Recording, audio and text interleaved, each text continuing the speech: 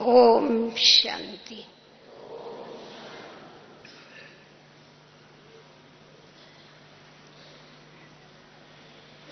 मम्मा ने सदैव ईश्वरीय ज्ञान को प्रत्यक्ष करने के लिए हम बच्चों को कर्म, अकर्म और विकर्म की बड़ी गहन गति समझाई, जिस गहन गति को समझने के बाद ही हम अपने कर्मों को श्रेष्ठ और ऊंचा बनाने का लक्ष्य जीवन में रख सकते हैं। आज हम लोग जिस ज्वालामुखी योग के लिए चर्चा करने वाले हैं, मम्मा ने बड़े सरल शब्दों में इसकी आवश्यकता क्या है, इसकी डेफिनेशन क्या है और वो करने के लिए कैसी हमें प्रैक्टिस करनी है, ये प्रैक्टिकल में करके बताया। मम्मा हमेशा ये बात हमें समझाती थी कि ये जो ईश्वरीय विश्वविद्यालय है, जिस विद्यालय का संस्थापक, जिस विद्यालय का परम शिक्षक, परम सतगुरु स्वयं परमात्मा बाप है, उसने आकर के हमें बहुत ही सरल भाषा में बताया कि जीवन में हर एक व्यक्ति के दो खाते होते हैं, एक है प्लस और दूसरा है माइनस। मम्मा हमेशा इस भाषा में हमें समझाती थी कि ये जो प्लस का खाता है, इसको माइनस करने के लिए कौन सी युक्ति है और आगे के लिए श्रेष्ठ कर्म प्लस करने के लिए, जमा करने के लिए क्या युक्तियां। क्योंकि इस ईश्वरीय विश्वविद्यालय के दो मुख्य सब्जेक्ट हैं, एक है ज्ञान और दूसरा है राजयोग। ज्ञान के आधार पर हम अपने भविष्य श्रेष्ठ कर्मों को जमा कर सकते हैं और किए हुए जो अनेक जन्मों के विक्रम है, 63 जन्मों के, उसको चुकतू करने के लिए, उसको माइनस करने के लिए है सहज राजयोग। क्योंकि विकर्मों का बोझा ये हर एक आत्मा के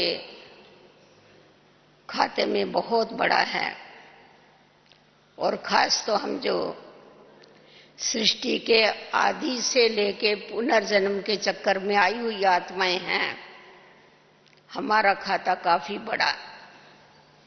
बाबा कहते कि पुण्य आत्माएं भी तुम ही बनती हो और द्वापर से लेकर के पापात्माएं भी तुम, महान आत्माएं जो है, विस्मृति के कारण तुम ही बनते हो। अभी इतना जो 2500 बरस का खाता है, उसको चुकतू करने के लिए हमें जो सहज योग है, जिस सहज योग को मम्मा ने बड़ी सहज शब्दों में बताया। मम्मा को कोई कहते थे, मम्मा शिव बाबा इतना छोटा सा बिंदु है, उसको याद करने में जरा मेहनत लगती है। मम्मा कहती थी जरूरत नहीं है, शिव बाबा लाल लाल बड़ा गोला है, उसको तुम याद करो, वो भी याद। उसके लिए तुमको खास मेहनत करने की कोई आवश्यकता नहीं है। परंतु बाबा ने हम बच्चों को अभी जो विशेष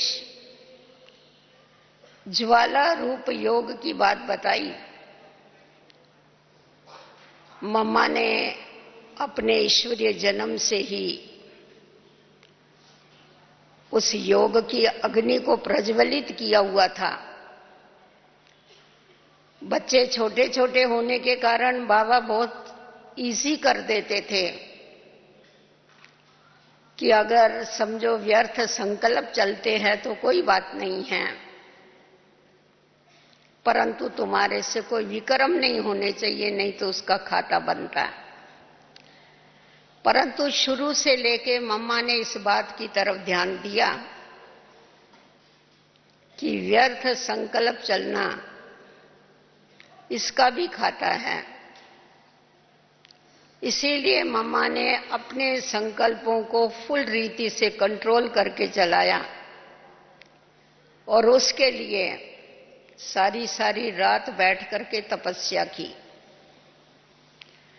और मम्मा हमेशा बच्चों को समझाती थी, हम बच्चों को, कि बाबा आज तुमको कहते हैं कि संकल्प विकल्प चलते हैं तो कोई बात नहीं, पर एक दिन ऐसा आएगा जब मम्मा हमें कहेगा बच्चों को कि ये संकल्प विकल्प चलना भी खाते में जमा होता है। बाबा ने कहा ना, शिव बाबा को भूलते हो ये भी तो पाप है ना।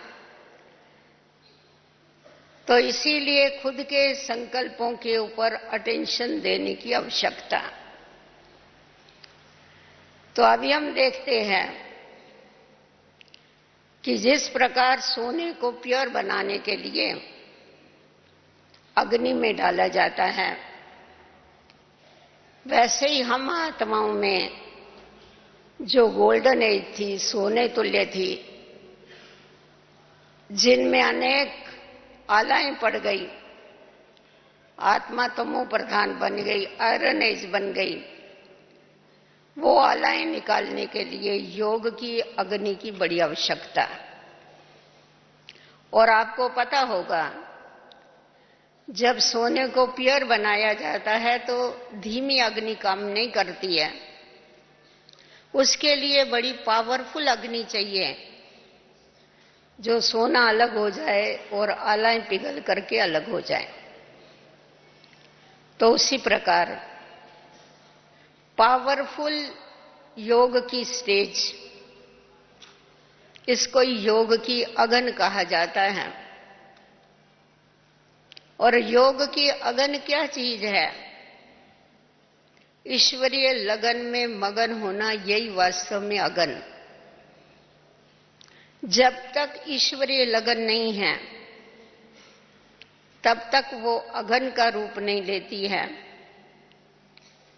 और ईश्वरीय लगन को बढ़ाने के लिए हमें छोटी छोटी बातों का ध्यान रखने की आवश्यकता है। सबसे पहली बात तो हम देखते हैं, लगन उसकी लगती है जिसका दिल से बाबा के साथ प्यार होता है। बाबा हमेशा हम बच्चों को ये बात समझाते हैं कि मुझे दिमाग से याद नहीं करो, मुझे दिल से याद करो। मैं दिलाराम हूं, दिमाकाराम नहीं। बाबा को दिलाराम कहते हैं ना, दिलाराम का गायन है, दिलाराम के मंदिर है।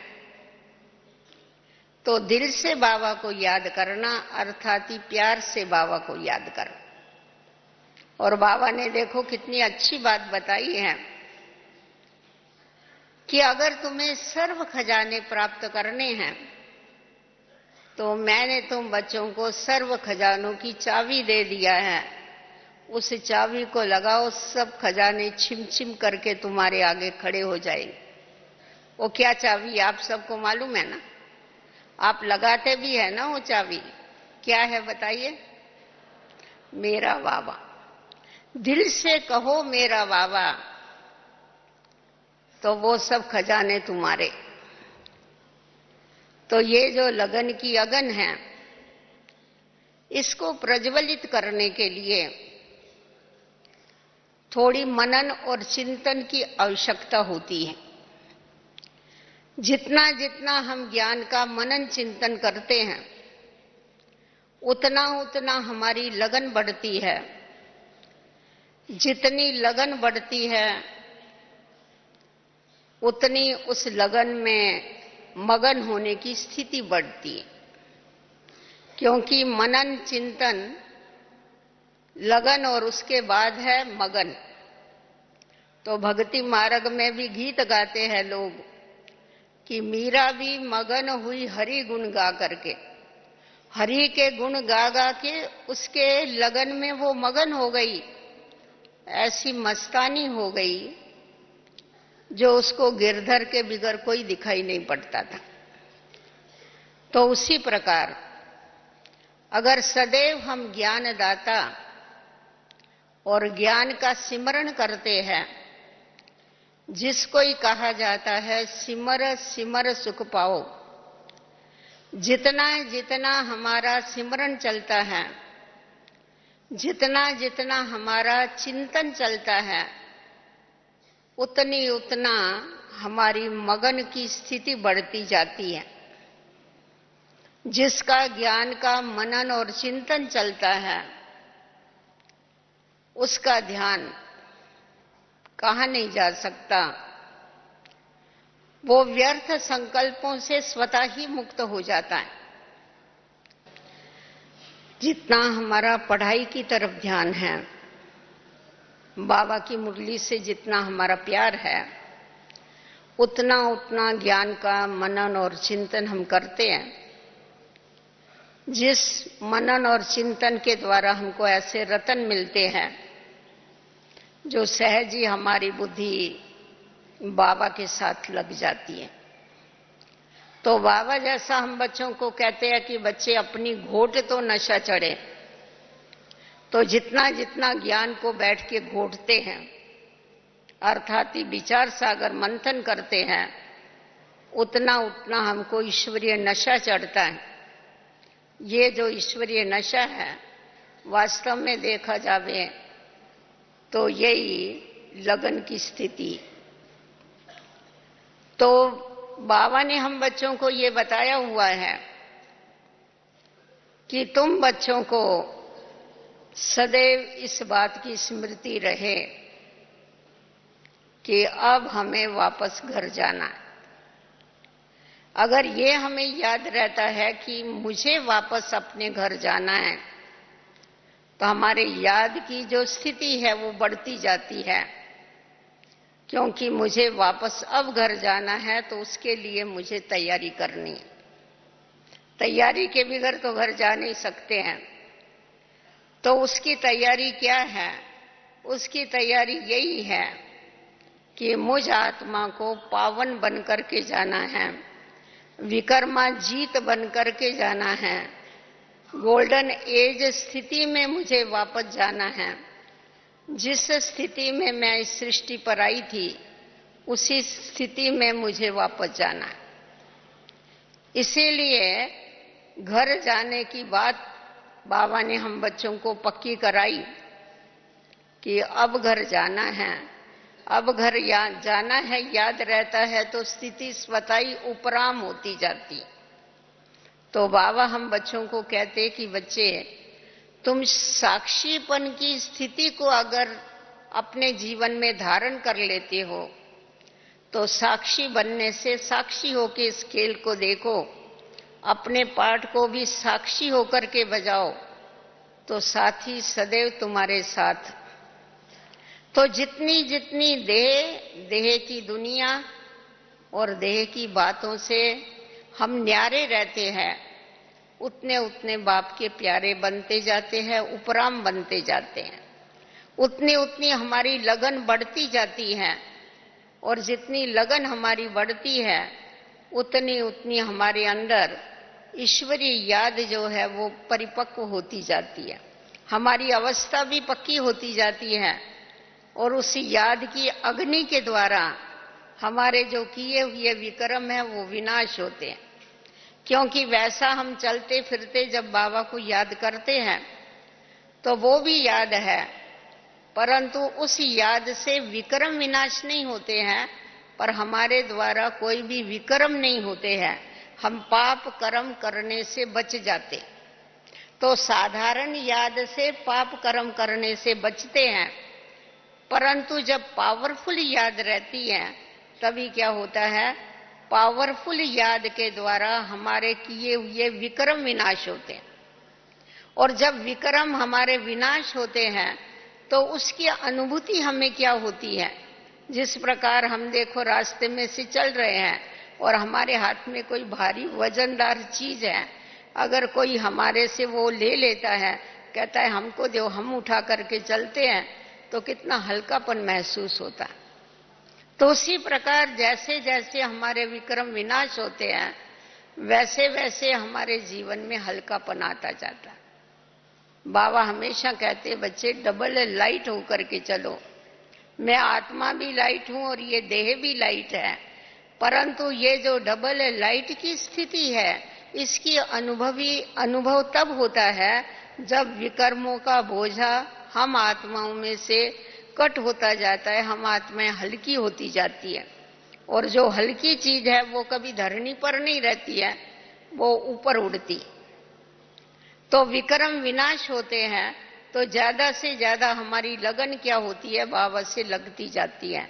ज्यादा बाबा की जो याद है वो याद में हम स्वतः ही स्थित होते जाते हैं। और ये तो जरूर है, जब हमारी लगन बढ़ जाती है तो बाबा ने ये भी हमें पक्का कराया है, तुमको अकेलों को नहीं जाना है पर सबको साथ में लेके जाना। इसीलिए बाबा ने हम बच्चों को ये बात पक्की कराई कि तुम ये जो भी मनुष्य सृष्टि की आत्माएं हैं, तुम इनके पूर्वज, तो पूर्वज होने के नाते सर्व का उद्धार करना, सर्व आत्माओं के पापों को भस्म करने के लिए तुम्हें मदद करनी है। बाबा क्यों कहते हैं बच्चे सदैव ईश्वरीय याद में रहो, क्योंकि हम जितना जितना ईश्वरीय याद में रहते हैं उतना उतना वायुमंडल बनता जाता है। और जिस वायुमंडल के कारण, वायुमंडल पावरफुल होने के कारण अन्य आत्माएं जो है वो भी पाप कर्म करने से बचती है। और ये जो 5 तत्व है, ये तमो प्रधानी 5 तत्व जो है ये हमारे याद के बल से सतो प्रधान बनते हैं। जिस प्रकार बाबा पतित पावन है, वो हम आत्माओं को पतित से पावन बनाता है। बाबा कहते हैं बच्चे मैं तुमको मास्टर पतित पावन बनाता हूं, तुम्हारे याद के बल से ये 5 तत्व जो है ये क्या बनते, पावन बनते, तमो प्रधान से सतो प्रधान बनते हैं। तो बाबा कहते हैं तुम्हें अपनी योग की अग्नि को इतना प्रज्वलित करना है जो सामने वाली आत्माओं के जो पाप है वो भी दग्ध करने में उनको मदद हो, ये 5 तत्व भी पावन बने और ये तुम्हें अंत के समय पर मदद करे। क्योंकि अगर किसी को हमने मदद की हुई होती है, सहयोग दिया हुआ होता है, तो आई वेला में वो हमको सहयोग देते। बाबा ने हम बच्चों को ये बात अच्छी तरह से पक्की कराई हुई है कि अगर तुमने इन 5 तत्वों को पावन बनाने में मदद की हुई है तो अंत के समय ये तत्व तुम्हें हैरान नहीं कर सकते। तुमको पहले से ही तुम्हारी बुद्धि की लाइन भी क्लियर रहेगी और तुमने इनको मदद किया है तो तुमको पहले से ही मालूम पड़ेगा कि ये तत्वों का जो प्रकोप है ये होने वाला है, तो तुम वहां से क्या हो जाएंगे, दूर हो जाएंगे। जिस प्रकार बताते हैं ना, बिल्ली के पुंगरे जो थे वो बच गए, सारे मटकों को आग लगी परंतु वो जो मटका था वो सेफ रहा। परंतु सेफ भी कौन रह सकते हैं, जिन्होंने इनको सहयोग दिया है तत्वों को, वो उनको ही वो सेफ रखे। अगर हमने आज किसी को सहयोग नहीं दिया, हम साकार बाबा थे तो बाबा हम बच्चों को समझाते थे, तुम जाते हो जाके दूसरों को कहते हो, हाल वाले को कहेंगे हमारे को हाल दो, हम प्रदर्शनी करना चाहते हैं, फ्री में जो हम लोगों की सेवा करते हैं वो तुमको सहयोग नहीं देगा। परंतु तुमने पहले से उनकी ज्ञान और योग से सेवा की हुई होगी तो तुम जाएंगे तो वो क्या करेंगे, तुमको जाने की भी जरूरत नहीं, वो सामने से ही कहेंगे बहन जी आप इतना अच्छा ज्ञान देते हैं, आप हमारे पास आओ, आकर के लोगों के लिए प्रदर्शनी लगाओ। तो आपने सहयोग दिया होगा तो जरूर वो आपको सहयोग देंगे। जिस प्रकार व्यक्तियां हम सहयोग देने के बाद हमको सहयोग देती है, उसी प्रकार ये तत्व जो है ये भी तुम इस समय पर उनको योग का सहयोग देते हो तो ये अंत के समय तुम्हारे को योग का सहयोग देंगे। नहीं तो औरों को बहा के ले जाएंगे तो तुमको भी ये नदी बहा के ले जाएगी, समुद्र बहा के ले जाए। परंतु हमने अगर इनको योग की शक्ति दी हुई होगी तो ये भी हमारे को क्या करेंगे, उससे बचाएंगे। तो बाबा ने हम बच्चों को जो लगन की अगन को प्रज्वलित करने के लिए कहा, तो हमेशा अगर हमें ये याद रहता है कि मेरा तो एक बाबा दूसरा नहीं कोई। आप लोग क्या गीत गाते हैं? मेरा तो एक बाबा दूसरा नहीं कोई गाते हैं ना? गाते नहीं गाते? गाओ देखो। मेरा तो एक बाबा दूसरा नहीं कोई, ऐसा गाते हो क्या? मेरा तो एक बाबा और भी कोई कोई, हाँ? ऐसा कोई गीत गाता है? ऐसा गीत कभी नहीं गाएगा। सब बाबा के जो बच्चे हैं उनकी बुद्धि में यही है कि हमारा तो एक बाबा है, दूसरा नहीं कोई।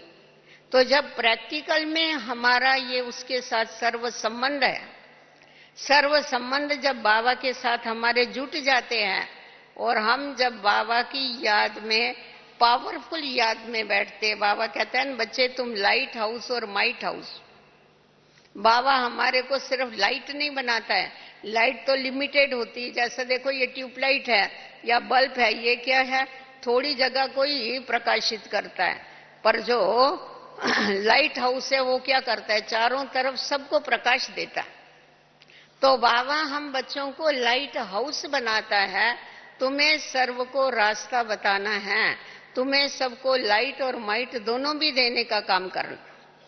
तो इसीलिए तुम्हारे ऊपर इतनी बड़ी जवाबदारी है। बाबा ने हम बच्चों को बहुत बड़ी रिस्पॉन्सिबिलिटी दिया है और ये हमेशा हमें ध्यान रखना है। जवाबदारी जो है, रिस्पॉन्सिबिलिटी जो है, वो बहुत बड़ा टीचर है। जो अपने को रिस्पॉन्सिबल समझते हैं उनका सदैव खुद के ऊपर ध्यान रहता है। जिस प्रकार टीचर औरों को पढ़ाता है, उसी प्रकार जो जवाबदारी है ये हमें पढ़ाती है कि मेरी जवाबदारी है, मुझे विश्व को पावन बनाना है, इसीलिए मुझे अलर्ट जरूर रहना है। आप देखो वैसा भी देखते हैं हम जिंदगी में, बच्चे छोटे होते हैं तो कितने अलवेले होते हैं, पर जब वो बड़े होते हैं उनके ऊपर रिस्पॉन्सिबिलिटी आती है परिवार की, कितने अलर्ट होके चलते हैं। कहते हैं नहीं अभी वैसा बचपना तो नहीं चलेगा, अभी तो हमको अलर्ट होकर के चलना ही पड़ेगा।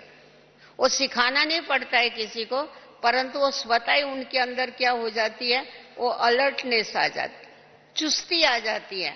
तो उसी प्रकार जब हमारी बुद्धि में ये रहता है कि मुझे तो बाबा के पास पावन होके जाना ही है, परंतु उसके साथ साथ अन्य आत्माओं को भी मुझे लेकर के जाना है, तो इसीलिए मुझे मेरे कर्मों के ऊपर, बाबा ने कहा ना ये तो बचपन का स्लोगन है कि जैसा कर्म हम करेंगे वैसा कर्म और करेंगे। अभी तुम बच्चों की जो स्टेज है, तुम बच्चों की स्टेज के अनुसार तुम्हें सदैव ये याद रखना है कि जैसा हम सोचेंगे वैसा वायुमंडल बनेगा। हमारे संकल्पों से सृष्टि, देखो कहते हैं ना ब्रह्मा को संकल्प उठा, उसने सृष्टि रच दिया। तो ब्रह्मा के संकल्प से अगर नई सृष्टि रची जाती है तो क्या हम ब्राह्मणों के संकल्प से नई सृष्टि में आने वालों में परिवर्तन हम नहीं ला सकते, खुद में परिवर्तन नहीं ला सकते? तो बाबा हम बच्चों के द्वारा सृष्टि को चेंज करने का कार्य करता है। हम मुख के द्वारा कहां तक किसके पास पहुंचेंगे? हम अभी खुद भी देख रहे, बाबा हम बच्चों से यही चाहता है। ये पावरफुल योग वाले ही कर सकते हैं। आप देखो बाबा ब्रह्मा बाबा साकार में थे तो उस समय बाबा कहते थे देखो बच्चे मेरे को तो साकार तन का क्या है, लिमिट आ जाती है, टाइम की लिमिट आ जाती है। परंतु जब बाबा अव्यक्त बना तो साकार का भी बंधन छूट गया, टाइम की भी लिमिट खलास हो गई। परंतु अभी बाबा अव्यक्त होने के बाद आज कितनी सेवाएं बढ़ी। इसका कारण क्या है? इसका कारण नहीं हम लोगों ने टीवी में दिया, रेडियो में दिया, फलानी जगह दिया, इसीलिए बाबा के इतने ढेर बच्चे बने, इसलिए नहीं बने। बाबा ने जो ऊपर बैठ करके, अव्यक्त वतन में बैठ करके संकल्पों की सेवा की है और कर रहा है, उससे इतने बच्चे बाबा के सन्मुख आ रहे। आज देखो यहां अगर हाथ उठाने को लगाएंगे कि साकार बाबा के होते हुए कितने बच्चे थे, जरा हाथ ऊपर करो, देखो कितने थोड़े, कोई गिने चुने हैं। और इतनी जो बड़ी वंशावली है, क्योंकि ब्रह्मा की 2 वंशावली गाई जाती है, एक है ब्रह्मा मुख वंशावली और दूसरी है ब्रह्मा की संकल्पों की वंशावली। तो आज ब्रह्मा बाबा के संकल्प से इतने बच्चे तैयार हुए हैं, तो बाबा अब हम बच्चों से ये चाहता है कि जिस प्रकार ब्रह्मा के संकल्पों से आप सब तैयार हुए हैं, आपके संकल्प से ऐसी अन्य आत्माएं तैयार हो। उसके लिए हमारे को पावरफुल योग की बहुत आवश्यकता है। तो जितना जितना हम उस पावरफुल स्थिति में स्थित रहते हैं, उस ईश्वरीय लगन में मगन रहते हैं, उतना उतना अनेक आत्माएं क्या होती है, बाबा के नजदीक आती है। क्योंकि आपको मालूम होगा चुंबक का काम क्या होता है। आप देखेंगे चुंबक में इतना चुंबकत्व होता है, उसको अगर एक सुई आप लगाओ तो क्या होती है, उसमें भी वो चुंबकत्व आ जाता है। बच्चे खेलते हैं ना, टाचनी लगाएंगे या सुई लगाएंगे, लंबी पूछड़ी बना देते, एक को दूसरी, दूसरी को तीसरी, वो सब में उसका चुंबकत्व आ जाता। तो उसी प्रकार जब हमारा बुद्धि का योग बाबा के साथ होता है, हमारा बुद्धि का योग होने के कारण अनेक आत्माओं का भी कनेक्शन हम क्या करते हैं, बाबा के साथ करते हैं। क्योंकि वो जो सुई लगी हुई होती है उसका कनेक्शन दूसरी सुई से नहीं, उसके चुंबकत्व के कारण इसमें वो ताकत होती। अगर उसका ऊपर वाली का कनेक्शन टूट गया तो सब नीचे वाले भी गिर जाते। तभी बाबा कहते हैं कि हर एक ब्राह्मण को ये याद रखना है कि हमारे पीछे बहुत बड़ी क्यू है। तो अगर हमारे पीछे क्यू है, अगर हम खड़े हो जाएंगे तो क्या हो जाएगा, सारी क्यू खड़ी हो जाएगी। अगर हम गिर जाएंगे तो ऐसा होता है ना, कभी कभी रास्ते में से जाते जाते गाड़ियां टकराती हैं, आगे की गाड़ी टकराएगी तो सब गाड़ियां उसको आके टकराती। तो उसी प्रकार हमारे ऊपर इतना मदार है, तो बाबा की हमारे ऊपर बहुत ही आशाएं हैं कि अभी बच्चे ऐसे होने चाहिए जो बच्चों के द्वारा बाप का साक्षात्कार हो। और वो तभी हो सकता है जब बच्चों में इतनी योग की पावर हो। बाबा एक बार अव्यक्त बाबा ने बड़ी अच्छी बात बताई। बाबा ने कहा देखो, जिस समय तुम्हारा योग पावरफुल होता है, तुम्हारी स्थिति एकदम अच्छी होती है, तो तुम्हारे में से तुम्हारे जो भगत है उनको साक्षात्कार होता है और वो नजदीक आना चाहते हैं, आना चालू करते हैं। अरे ये हमारा इष्ट देव है, ये हमारी इष्ट देवी है। जब तक वो तुम्हारे पास आवे तुम अपना रूप ही बदली कर डालो। जो ऊंची स्थिति है उससे नीचे आ जाते हो तो वो रूप बदली हो जाता है, वो बेचारे वापस चले जाते हैं, समझते चलो रॉन्ग नंबर लग गए। परंतु अगर हम सदैव उस स्थिति में स्थित रहे तो इतनी आत्माएं जो भटक रही है उनको ठिकाना मिल जाएगा। उसके लिए हमारे को अपनी योग की जो स्थिति है उसको बढ़ाने की आवश्यकता है। जैसा साकार बाबा थे, बाबा सारी सारी रात जागते थे बैठकर। कभी कोई बच्चे जाते थे तो बाबा से पूछते थे, बाबा क्यों आपको नींद नहीं आ रही? बाबा कहता था नहीं, आज बहुत बांधेली गोपिकाएं हैं ना, बहुत पुकार रही है, चिल्ला रही है, उनको बहुत उनके ऊपर सितम हो रहे हैं, मैं उनको साकाश दे रहा हूं। तो जैसा बाबा को उनका आवाज आता था, आप खुद भी सुनते हैं ना बाबा की मुरली में, क्या तुमको दुखियों का आवाज नहीं सुनाई पड़ता है? क्यों नहीं सुनाई पड़ता है? क्योंकि तुम खुद के आवाज में बिजी हो। अगर तुम आवाज से परे रहने की प्रैक्टिस को बढ़ाएंगे तो क्या हो जाएगा, उन दुखियों का आवाज तुमको सुनाई पड़ेगा। दुखियों का आवाज सुनाई पड़ेगा तो क्या होगा, तुमको उनके ऊपर रहम आएगा, और रहम आएगा तभी तुम उनके ऊपर दया करेगे, तभी तुम उनका उद्धार करेंगे, नहीं तो कैसा उद्धार करेंगे? तो बाबा इसीलिए हम बच्चों को कहता है, ये ज्वालामुखी योग माना लाइट हाउस और माइट हाउस। जैसा लाइट हाउस बैठ करके चारों तरफ अपना प्रकाश फैलाता है, ऐसी पावरफुल स्थिति बना करके जिसमें मेरा तो एक बाबा दूसरा नहीं कोई, ऐसी पावरफुल स्थिति बना करके और पीछे सबको क्या करो, जो भटकी हुई आत्माएं हैं, जो दुखी आत्माएं हैं, जो तड़पती हुई आत्माएं, उनको रास्ता बताने का काम करो। जब तक उनको तुम ठिकाने नहीं लगाते तब तक वो बेचारे पहुंच नहीं सकते वहां पर। और यहाँ ये भी हमको पता है कि अभी जितना समय बीतता जाता है उतना उतना कमजोर आत्माएं आती है। तो जिस प्रकार किसी को किसी के टांगों में ताकत नहीं होती है तो उसको सपोर्ट दे के चलाना पड़ता है, सपोर्ट के बगैर नहीं चल सकते वो। तो उसी प्रकार ईश्वरीय मार्ग पर चलने के लिए भी उनको क्या चाहिए, तुम्हारा सपोर्ट चाहिए। पर सपोर्ट वो देगा जिसमें खुद में ताकत होगा। खुद के ही ज्ञान और योग की अगर ताकत नहीं होगी तो हम दूसरे को कैसे सपोर्ट दे सके। खुद में अगर शक्ति नहीं होगी तो दूसरों को शक्ति कैसे दे सके। तो इसीलिए शक्ति का स्टॉक जमा करने के लिए हमारे को बाबा की जो याद है वो निरंतर याद रहे, और उसे निरंतर याद करने के लिए थोड़ा सा हमारे को अमृत वेले विशेष अभ्यास करने की आवश्यकता। उस समय हम ज्यादा पावरफुल स्थिति में रह सकते हैं, क्योंकि वातावरण जो होता है वो बड़ा पावरफुल होता है। उसको ब्रह्मलोक ब्रह्म मुहूर्त कहते हैं ना। अमृत वेले को भक्ति मार्ग में ब्रह्म मुहूर्त कहते हैं। ब्रह्म मुहूर्त क्यों कहते हैं? क्योंकि उस समय हम सहज ब्रह्मलोक में जा सकते। ब्रह्मलोक में जैसी शांति है, माने शांति धाम, तो ब्रह्मलोक में जैसे शांति है उस समय सब सोए पड़े रहते, तो शांत वातावरण होता। तो शांत वातावरण भी हमारे को क्या करता है, मदद करता है, और हम सहज बाबा के पास जा सकते हैं। इसको दूसरे शब्दों में हम कह सकते बीज रूप की स्थिति, अर्थात बाप समान की स्थिति। जैसा बीज में सारा झाड़ मर्ज हुआ पड़ा रहता है, उसी प्रकार ये जो बीज रूप की स्थिति है इसमें सर्व गुण और सर्व शक्तियां मर्ज रूप में होती।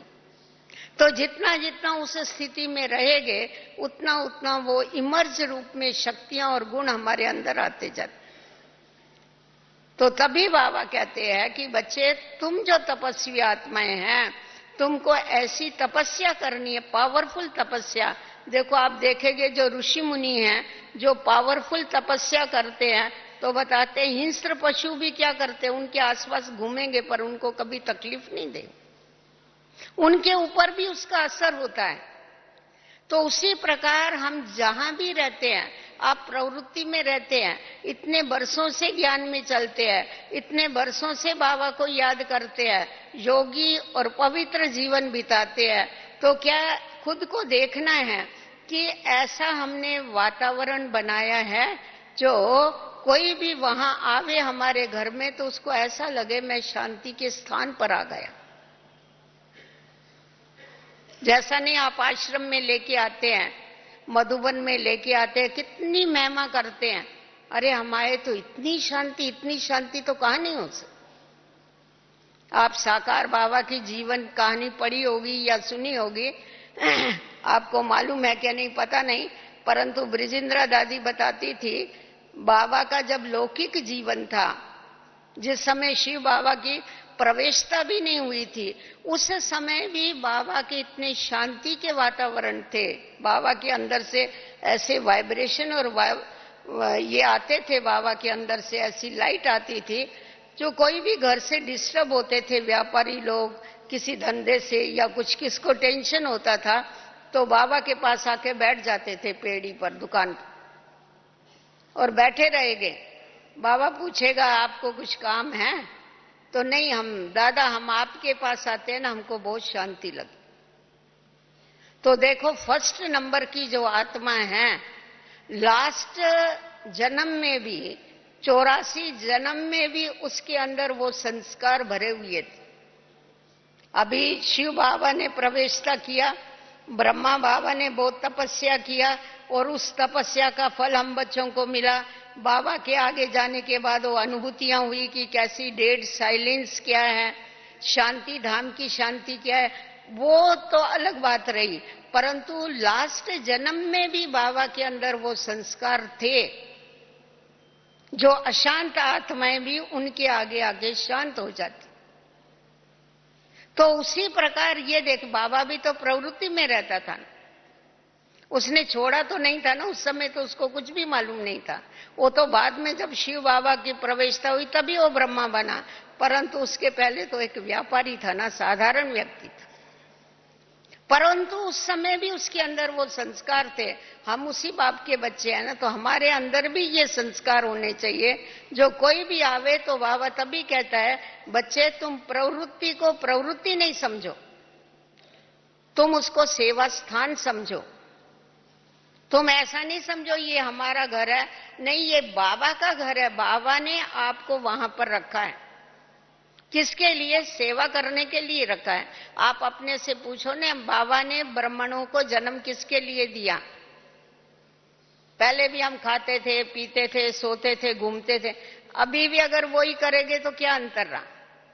बाबा ने ब्राह्मणों को पैदा ही किया है सेवा करने के लिए। ब्राह्मण माना सेवाधारी। तो हमारे द्वारा सिर्फ बाबा का परिचय देना सेवा इतनी नहीं है, परंतु हमारे मुख के द्वारा भी हमेशा बाबा का नाम औरों तक पहुंचता रहे। हमारे कर्मों द्वारा भी बाबा का साक्षात्कार औरों को होता रहे। साकार बाबा कहते थे, बच्चे देखो, मेरे जो बच्चे हैं ये तुम लोग म्यूजियम बनाते हैं, ये बहुत अच्छा है लोगों को समझाने के लिए, पर वास्तव में देखा जावे तो मेरे बच्चे ही चेतन म्यूजियम। जैसे नहीं मोबाइल वाहन होते हैं, हाँ, मोबाइल डिस्पेंसरी है, मोबाइल पोस्ट ऑफिस है ना, जगह जगह पर जाके खड़े हो जाते हैं, जिसको जो चाहिए वहां खरीद कर। तो उसी प्रकार तुम बच्चों को देखने के बाद उनको सुख, शांति, आनंद, प्रेम, इसकी अनुभूति होवे किसी न किसी गुण की, किसी न किसी शक्ति की, तभी तुम क्या कर सकते हो? बाबा का उनको अनुभव करा सकते। तुम्हारी मूरत के द्वारा बाबा की सीरत दिखाई पड़े, बाबा के गुण दिखाई पड़े। तो जब ये गुण दिखाई पड़ते हैं किसी के द्वारा ऐसे, तो कहते हैं अरे ये किसका बच्चा है, खुद ही पूछते। तो उसी प्रकार जब हमारे में हमको ये लक्ष्य रखना पड़ता है कि हमारे द्वारा औरों को बाबा का साक्षात्कार होना चाहिए। साक्षात्कार तब होगा जब हम साक्षात बाप के समान बनेंगे, और साक्षात बाप के समान हम तब बन सकते हैं जब हमारा लक्ष्य इतना पक्का होता है, तब अपने ऊपर अटेंशन होता है, तभी हो सकता है, नहीं तो नहीं हो सकता।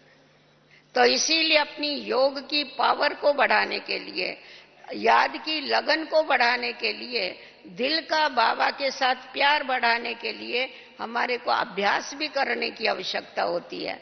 तो बाबा जो अमृत वेले का समय बोलता है, निमा शाम का समय बोलता है, और सारे दिन की दिनचर्या के ऊपर अपने अटेंशन रखने के लिए बाबा जो घड़ी घड़ी हम बच्चों को कहता है, वो हमें ख्याल में रख। अभी आप लोगों को साकार मुरली बाबा की याद होगी, थोड़ा समय पहले बाबा की, साकार बाबा की मुरली थी कि बच्चे अभी तुम्हारी अवस्था ऐसी होनी चाहिए जैसी ये पुरानी दुनिया हमारे लिए है ही नहीं। तो इतनी उपराम स्टेज दुनिया में रहते हुए हमारे लिए तो है नहीं, हम तो उससे न्यारे हैं, परंतु आप तो साथ में रहते हैं सबके। बड़ी बात तो यही है ना, साथ में रहते हुए, उनको देखते हुए, उनसे कार्य व्यवहार करते हुए भी ऐसी स्टेज होवे तो बताओ बाबा का नाम कितना बाला हो जाए। तो ऐसी स्टेज बना करके हमारे जो किए हुए विक्रम है, जैसे बाबा पूर्वज का, तो पूर्वजों का क्या काम होता है? पूर्वजों को याद होता है, ख्याल रहता है ना कि हमारी जो वंशावली है उसको वो सुखी रहे, वो शांत रहे। तो ये सारी जो मनुष्य आत्माएं, ये हमारी वंशावली है, इनको सुख शांति का दान देना ये हमारा काम है। ये तभी हम दे सकते हैं जब हम उस पावरफुल स्टेज में स्थित रहते हैं। तो उसके लिए जितनी जितनी अंतर्मुखता को हम धारण करते हैं, ईश्वरीय याद में रहने की प्रैक्टिस करते हैं, उतना उतना हमारी ईश्वरीय लगन बढ़ती जाती है और जिसके द्वारा ही सर्व विघ्न जो है वो खलास हो जाते हैं। हम लोगों का गायन है ना, विघ्न हरता। पहले तो हमें खुद के विघ्न विनाश करने हैं और उसके बाद सारी सृष्टि के विघ्न विनाश करके क्या करना है, नई दुनिया को लाना है। बाबा कहता है ना, बच्चे विनाश तुम्हारे लिए खड़ा है। फिर ऐसा अलबेले नहीं हो जाना कि हमारे लिए खड़ा है तो भले खड़ा रहे, हम ऐसे ही रहेंगे। हाँ, हम कुछ करेंगे ही नहीं, पुरुषार्थ तो विनाश होगा ही नहीं। नहीं, वो तो जब होना है तभी होगा ही, परंतु हमें एवर रेडी रहना है, अर्थात तैयार रहना है, विघ्न विनाशक बन के रहना है। जो औरों के भी विघ्न हमारी योग की शक्ति से विनाश हो जावे और ऐसी योग की ज्वाला बढ़ के जिसमें सारे विक्रम भस्म हो जावे। देखो, वैसे ज्वाला तो हमेशा गर्माश देने वाली होती है, नहीं ज्वाला के नजदीक भी जाएंगे तो गर्मी लगती है, परंतु ये योग की ज्वाला क्या करती है, ये ठंडास देती है। जितनी जितनी योग की अग्नि प्रज्वलित होती है उतनी उतनी हमारी कर्म इंद्रियां शीतल होती जाती है। तो कर्म इंद्रियां शीतल होने से क्या होता है, विकारों के ऊपर तो विजय आप ही हो जाती है ना। तो माया जीत, जगत जीत बन जाते हैं। इसीलिए विशेष अटेंशन देके अंतर्मुखता की गुफा में बैठ करके तपस्या करके हमें क्या करने का है, सामूहिक रूप से योग की ज्वाला को प्रज्वलित करने का कार्य करना है। एक जगह पर थोड़ी ज्वाला लगे तो उसका इतना इफेक्ट नहीं होता है, परंतु बहुत बड़ी ज्वाला होती है तो जला देती है।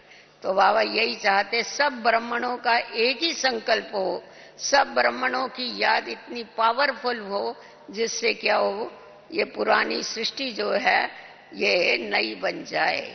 अच्छा, ओम शांति।